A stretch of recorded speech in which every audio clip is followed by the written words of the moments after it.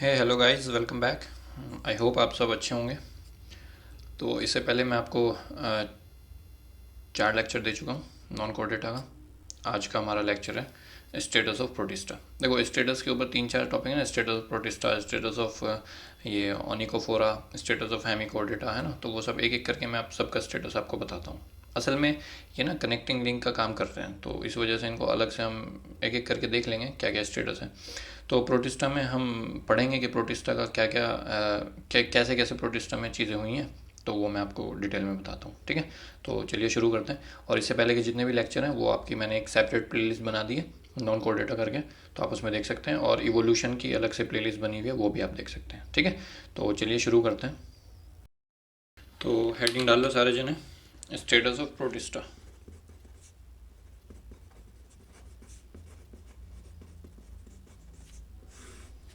ठीक है, तो आज हम क्लैरिफाई कर देंगे कि भाई प्रोटिस्टा का क्या स्टेटस है, ठीक है। तो प्रोटिस्टा सिंगल है कि मिंगल है, नहीं मतलब प्रोटिस्टा का क्या स्टेटस है हमारा, वो एनिमल है, प्लांट है, फंजाई है, क्या है वो, मतलब बेसिकली, ठीक है। तो ये हम देख रहे हैं। तो देखो, अगर मैं आपको थोड़ा सा पीछे लेके चलूँ हिस्ट्री में, तो आपने पढ़ा होगा सबसे पहले जो कैरलस लीनियस था, ठीक है। मैं यहाँ पे लिख देता हूँ। जो कैरलस लीनियस था उसने आपका क्या दिया था, टू किंगडम क्लासिफिकेशन दिया था ना उसने, टू किंगडम क्लासिफिकेशन। तो उसने टू किंगडम क्लासिफिकेशन में क्या बोला था, उसने बोला था कि या तो ऑर्गेनिज्म प्लांट्स होंगे या तो एनिमल्स होंगे, ठीक है, मतलब प्लांटी और एनिमेलिया। तो उसने किस बेस पे बोला, उसने इस बेस पे बोला कि जो ऑर्गेनिज्म, जिस ऑर्गेनिज्म के पास सेलुलोज है, मतलब जो फोटोसिंथेसिस कर सकता है और जिसके पास सेल वॉल है, तो वो सब क्या हो गए आपके, वो आपके प्लांट्स हो गए। और जिनके पास ये दोनों चीज़ें नहीं है, मतलब ये नहीं है, तो वो कौन हो गए आपके, वो एनिमल्स हो गए। समझ गए। तो इस तरह से कैरलस लीनियस ने इसको क्लासीफाई किया, टू किंगडम क्लासिफिकेशन दी, ठीक है। अब इसमें प्रॉब्लम ये थी कि जो कुछ ऑर्गेनिज्म थे, जैसे मान लो बैक्टीरिया है ना, फंजाई है ना, उस टाइम पे जो हुआ करते थे, डायटम्स है, डायनोफ्लैचिलेट्स है, बहुत सारे ऑर्गेनिज्म जो थे, इनको हम क्लासीफाई नहीं कर पा रहे थे। मतलब ना तो ये इसमें फिट बैठ रहे थे, ना तो ये इसमें फिट बैठ रहे थे, ठीक है। तो इस प्रॉब्लम को दूर करने के लिए फिर हमारे पास एक साइंटिस्ट आया जिसका नाम था अर्नस्ट हैकल। अर्नस्ट हैकल। अंश हैकल ने कहा चलो भाई, मैं तुम्हारी ये प्रॉब्लम दूर करता हूँ, और जो बाकी बचे ऑर्गेनिज्म है मैं उनको क्लासीफाई करने में तुम्हारी हेल्प करूँगा। तो इस बंदे ने आगे हमको दे दी थ्री किंगडम क्लासिफिकेशन। क्या दे दिया इसने हमें, थ्री किंगडम क्लासिफिकेशन। तो अब इस तीन किंगडम क्लासिफिकेशन ने इसने क्या करा, इसने कहा एक तो प्लांटी रहेगा, प्लांटी प्लांटी या प्लांट्स, ठीक है। दूसरा इसने बोला कि एनिमेलिया रहेगा, एनिमेलिया। और तीसरा इसने बोला कि मैं नई किंगडम इंट्रोड्यूस कर रहा हूँ जिसका नाम इसने रखा प्रोटिस्टा। प्रोटिस्टा का मतलब क्या होता है, यहाँ पे पहली बार वर्ड यूज़ किया गया प्रोटिस्टा।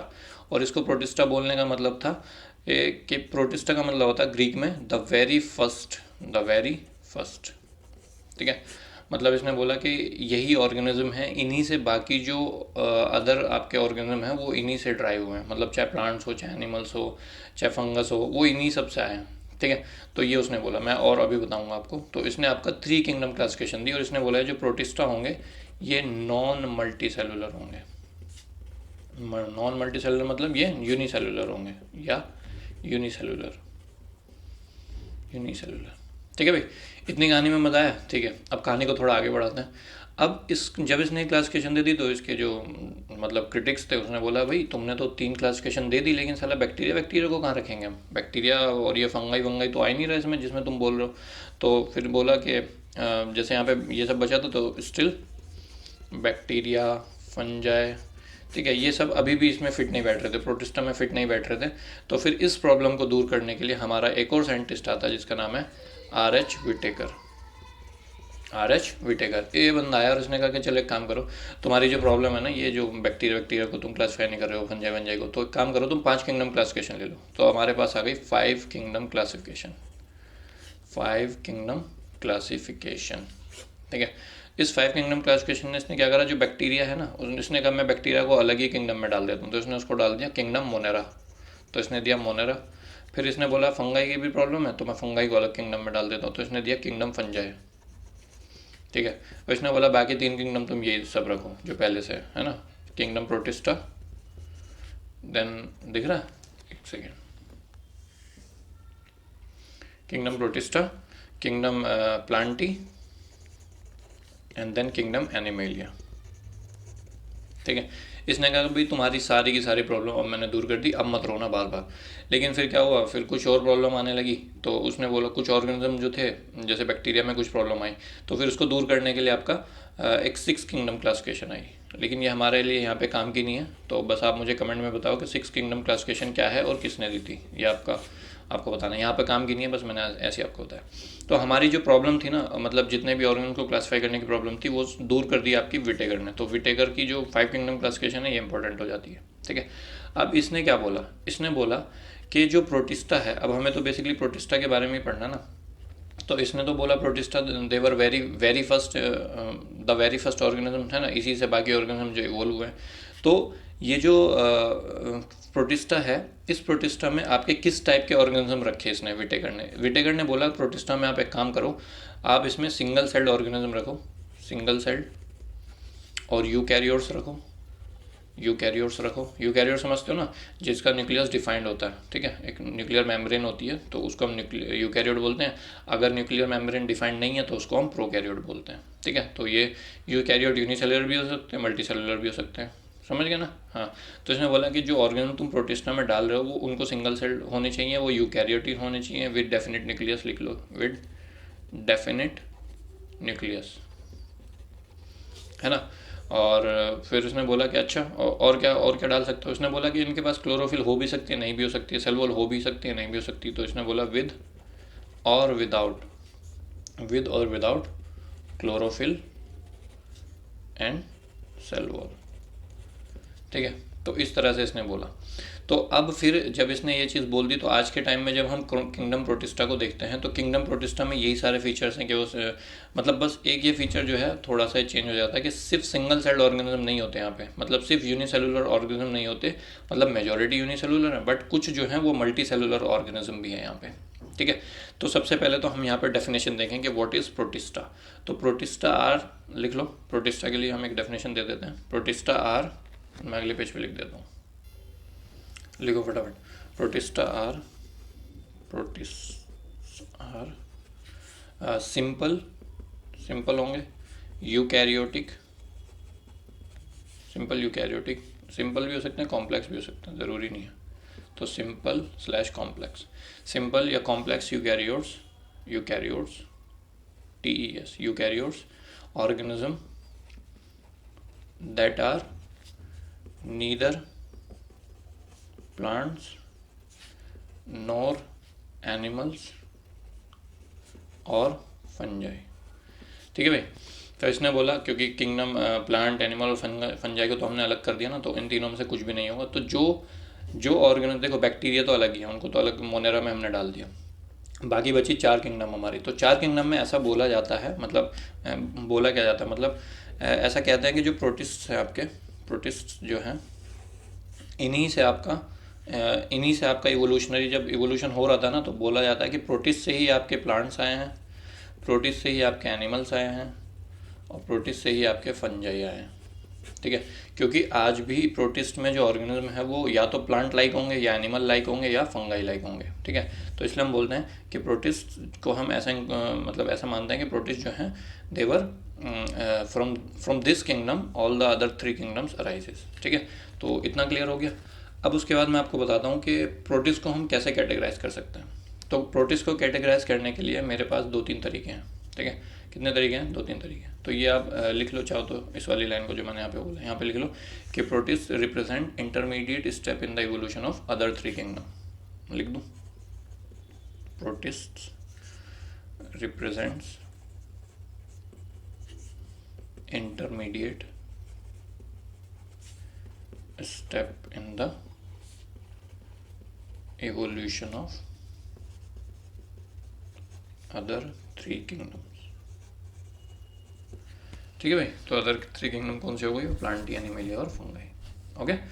तो कोई प्रॉब्लम तो नहीं है, ओके। चलो अब मैं इनको क्लासीफाई करने की कोशिश करता हूँ।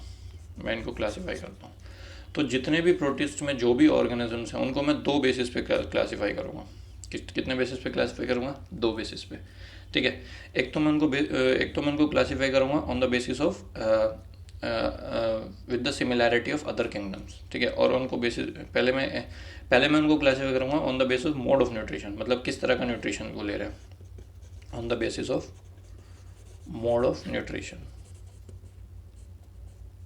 न्यूट्रिशन, तो न्यूट्रिशन के बेस पे दो तरह के होंगे आपके, या तो वो ऑटोट्रॉफ्स होंगे, ऑटोट्रॉफ्स मतलब अपना खाना खुद बना लेंगे, या वो हेटेरोट्रॉफ्स होंगे, ट्रॉफ्स, हेटेरोट्रॉफ्स मतलब या तो अपना खाना खुद बनाएंगे या तो अपना खाना खुद नहीं बनाएंगे। खुद नहीं बनाएंगे तो या तो वो प्रीडेटिंग करेंगे, या वो पैरासिटिज्म शो करेंगे, कुछ भी शो करेंगे, मतलब दूसरे ऑर्गेनिज्म से अपना खाना लेंगे, तो वो हेटेरोट्रॉफ्स हो जाएंगे। ओके, सो जो ऑटोट्रॉफ्स होंगे, अब ऑब्वियस सी बात है, इनके पास क्या होगी, इनके पास सेल्यूलोज होगी, में सेल्यूलोज होगी तभी तो अपना खाना बनाएंगे, तो ये हमारे ऑटोट्रॉफ्स हो गए। तो इसमें कुछ एग्जांपल आपके बोल सकते हो, कुछ प्रोटिस्ट हैं जो आपके ऑटोट्रॉफ्स हैं, तो उसके एग्जांपल आपको बताने हैं। तो इसमें सबसे पहला एग्जांपल तो आप एल्गी डाल दो। एल्गी, एल्गी चाहे ब्राउन हो, चाहे ग्रीन हो, चाहे रेड हो, तीनों तरह के एल्गी, है ना, ये आपके आ जाएंगे ऑटोट्रॉफ में। ठीक है, उसके अलावा आप इसमें और क्या डाल सकते हो, इसमें आपके और डायटम्स डाल सकते हो, डायटम्स डाल सकते हो, है ना, जिनको हम बोलते हैं क्रीसोफाइट्स। क्या बोलते हैं इनको, क्रीसोफाइट्स। देन हम इसमें और क्या डाल सकते हो, इसमें आप यूग्लेनोइड्स डाल सकते हो, यूग्लेनोइड्स। ठीक है, ये सब अपना खाना खुद बनाते हैं। और अगर यही चीज़ आप हेटेरोट्रॉफ में चले जाओ, तो हेटेरोट्रॉफ में आपके, हेटेरोट्रॉफ में ऑर्गेनिज्म बहुत सारे हैं, जैसे प्रोटोजोन्स है, प्रोटोजोन्स। ठीक है, प्रोटोजोन्स अलग ही से सिलेबस में यूपीएससी ने दिया हुआ है। तो प्रोटोजोन्स क्या है, बेसिकली एक तरह के प्रोटिस्ट ही हैं, वो प्रोटिस्ट की ही कैटेगरी में हम उसको डालते हैं, तो प्रोटिस्ट हो गए। और क्या डाल सकते हो, ये प्रोटिस्ट, देखो प्रोटोजोन का मतलब होता है प्रोटोजोन, प्रोटो मतलब फर्स्ट और जोन मतलब एनिमल। तो ऐसा बोलते हैं कि जो एनिमल्स थे ना, सबसे पहले एनिमल यही हैं, इन्हीं से फर्दर एनिमल्स आपके ड्राइव हुए हैं, तो ये प्रोटोजोन्स हो गए। और इसी की तरह स्लाइम माउल्ड्स हैं, स्लाइम माउल्ड जो फंगाई की जैसी प्रॉपर्टी शो करते हैं। और फिर वाटर मोल्ड्स हैं, वाटर मोल्ड्स ये भी फंगस प्रॉपर्टी शो करते हैं। ठीक है, तो ये सब आपके क्लासिफिकेशन में चलाएंगे। ठीक है, समझ में आ रहा है ना, मज़ा आ रहा है ना। हाँ ठीक है, आगे देखते हैं। एक सेकेंड। तो अब मैं आगे आपको बताता हूँ। देखो जो प्रोटोजोन्स है ना, वो भी 3-4 तरह से हम कैटेगराइज करते हैं on the basis of their locomotion, मतलब किस तरह का वो लोकोमोशन शो कर रहे हैं, तो उसके बेस पे हमारे 3-4 तरह के होते हैं। तो मैं यहाँ पे ये भी बता देता हूँ कि प्रोटोजोन्स आपके एमीबॉइड होते हैं, एमीबॉइड जो अमीबॉइड मूवमेंट शो करते हैं, जैसे एंटमीबा स्टेलिटी का है ना, एग्जाम्पल में लिख लो एंटमीबा। ठीक है, अब वैसे ही फिर आपके कुछ जो होते हैं वो उनके पास फ्लैजिला होता है, तो वो फ्लैजिलेटेड हो गए, तो वो फ्लैजिला की हेल्प से मूव करते हैं, जैसे ट्रेपेनोसोमा है आपका, ट्रीपेनोसोमा। ठीक है, वैसे ही और होते हैं आपके, जैसे कुछ जो होते हैं सिलिया होता है उनमें, तो वो सिलिएटेड हो गए। तो सिलिएटेड में एग्जांपल पैरामीशियम हो गया, पैरामीशियम, ये तो डिटेल में ही पढ़ना है। फिर ऐसे ही कुछ होंगे जिसको हम स्पोरोजोन्स बोलते हैं, स्पोरोजोन्स जो स्पोर से क्रिएट करते हैं, तो इसमें आपका प्लाज्मोडियम आ गया, इसका एग्जांपल में आ गया प्लाज्मोडियम। ठीक है भाई, तो ये कुछ तरह के हमारे प्रोटोजोन्स हो गए। तो आई होप ये क्लियर हो गया होगा आपको। तो ये है आपका एक बेस की क्लासिफिकेशन कि न्यूट्रिशन किस तरह से ले रहे हैं। ठीक है, और दूसरी मैं क्लासिफिकेशन आपको बोल रहा हूँ कि on the basis of similarity with other kingdom के साथ सिमिलैरिटी के बेस पे मैं इनको बोल रहा हूँ। तो ये हमारे 3 तरह के हो जाएंगे, एक आपके एनिमल लाइक, एक आपके प्लांट लाइक, और एक आपके फंजाई लाइक। ठीक है, तो ये 3 तरह से हम यहाँ पे कैटेगराइज कर देंगे। तो प्लांट लाइक में वही है, प्लांट लाइक में क्या, प्लांट लाइक को क्या बोलोगे, प्रोटोजोन बोलोगे, सॉरी एनिमल लाइक को क्या बोलोगे, प्रोटोजोन बोलोगे, तो ये प्रोटोजोन होगा। ठीक है, और जो प्लांट लाइक है उनको क्या बोलोगे, उनको प्रोटोफाइट बोलोगे। ये प्रोटोजोन है तो वैसे ये इनको प्रोटोफाइट बोलते हैं, प्रोटोफाइटा। फाइटा मतलब प्लांट, और प्रोटो मतलब प्लांट लाइक, फर्स्ट प्लांट्स। तो फर्स्ट प्लांट भी आपका इन बोलते हैं कि प्रोटीज जो हैं इन्हीं से आपके फर्दर प्लांट्स आए। और फंजाई लाइक तो फंजाई लाइक ही होंगे। तो इसमें आप स्लाइम माउल्ड्स का एग्जांपल लिख लो, ये जो हमने यहाँ पे लिखा है, कहाँ गया, ये स्लाइम माउल्ड और वाटर माउल्ड जो है, ये 2 आप फंजाई लाइक में लिख लो। और प्लांट लाइक में आप इनमें से कुछ दो लिख लो, एल्गी लिख लो, डायटम्स, यूग्लेनोइड यहाँ पे लिख लो, और प्रोटोजोन्स में तो आपको प्रोटोजोन हो ही गया, तो इसमें आप कोई भी 2 या 3 एग्जाम्पल डाल दो, पैरामीशियम डाल दो, प्लाज्मोडियम डाल दो, है ना। तो ये आपकी हमने ऑर्गेनिज्म को क्लासीफाई कर दिया। ठीक है भाई, अब कोई प्रॉब्लम तो नहीं है ना इसमें। ठीक है, अब हम क्या पढ़ेंगे, अब हम इस टॉपिक को थोड़ा सा मैं इनकी प्रॉपर्टीज़ लिखवा दूंगा आपको, और प्रॉपर्टीज़ के बाद फिर मैं थोड़ी सी आपको इनको इकोनॉमिक इंपॉर्टेंस भी बता दूंगा, है ना, कि मतलब क्या क्या इंपॉर्टेंस है इनकी, तो बस इनका स्टेटस खत्म हो जाएगा। तो आपको अगर इसको और बड़ा करना है तो आप ना क्या करोगे, जैसे चलो पहले मैं प्रॉपर्टीज़ बता देता हूँ, इनकी कैरेक्टरिस्टिक क्या है बेसिकली। ठीक है भाई, तो कैरेक्टरिस्टिक्स में हम देख लेते हैं। तो बेसिकली ये जो ऑर्गेनिजम्स होते हैं ये एक्वेटिक होते हैं, लेकिन कुछ जो होते हैं वो टेरेस्ट्रियल भी हो सकते हैं। मतलब टेरेस्ट्रियल भी अगर होंगे ना तो डैम्पी एरिया में रहते हैं, समझ, मतलब जहाँ पे लाइट वाइट बहुत कम होती है। तो यही सब कैरेक्टर्स में आएगा, प्राइमरली एक्वेटिक, बट सम में भी टेरेस्ट्रियल। ठीक है, और ये भी आपके डैम्पी एरिया में रहेंगे। ठीक है, जो डैम्पी होता है। उसके बाद आपका दे forms the link with the other 3 kingdom, forms link with other 3 kingdoms, है ना भाई, प्लांटी, एनिमेलिया, फंजाई। और वेल डिफाइंड न्यूक्लियस होता है, और वेल डिफाइंड अदर जो मेम्ब्रेन होती है ना, मेम्ब्रेन बाउंड ऑर्गेनल्स होते हैं, वो भी इनके पास पाए जाते हैं। So contains well defined nucleus and other membrane bound organelles, जैसे माइटोकॉन्ड्रिया हो गया, है ना, देन आपका जितने भी मतलब सेल बाउंड ऑर्गेनल्स होते हैं वो सब होते हैं इनके पास। ठीक है, उसके बाद मूवमेंट के लिए इनके पास for movement some have flagella cilia, है ना, तो ये मूवमेंट के लिए हो गया। और क्या कह रहे हैं जैसे, हाँ, ये दोनों तरह से रिप्रोड्यूस करते हैं, सेक्सुअली भी, सेक्सुअली कैन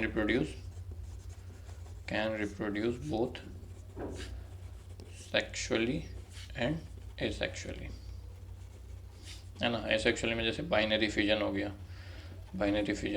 मतलब एक जो है वो 2 में टूट गया, अमीबा में जैसे होता है, तो वो हो गया। और क्या बोल सकता हूँ, और मतलब इनमें ना टिश्यू लेवल ऑफ ऑर्गेनाइजेशन नहीं देखा जाता, क्योंकि ये ना लूजली होते हैं। मतलब अगर मतलब पहले तो ये लिखो mostly unicellular, but some may B